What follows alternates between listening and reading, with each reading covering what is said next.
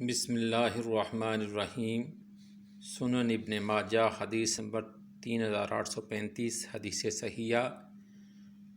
حضرت ابو بکر صدیق رضی اللہ تعالی عنہ سے روایت ہے کہ انہوں نے رسول اللہ صلی اللہ علیہ وآلہ وسلم سے عرض کی کہ مجھے کوئی دعا سکھائیں جو میں نماز میں مانگا کروں۔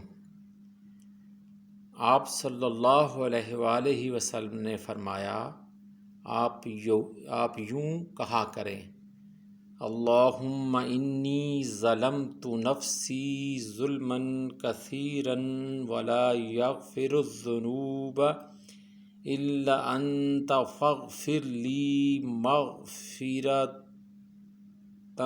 من عندک وارحمنی انک انت الغفور الرحیم۔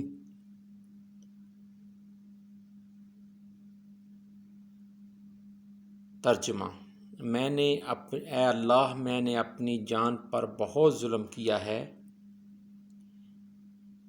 اور تیرے سوا کوئی گناہوں کو معاف نہیں کرتا۔ اپنے پاس سے میری مغفرت فرما اور مجھ پر رحمت فرما۔ بلا شبہ تو ہی بہت بخشنے والا ہے، نہایت رحم کرنے والا ہے۔ یہ دعا ہر نماز کے اندر مانگا کریں تاکہ اللہ تعالی ہمارے سارے صغیرہ اور کبیرہ گناہوں کو معاف کر دے گا انشاءاللہ۔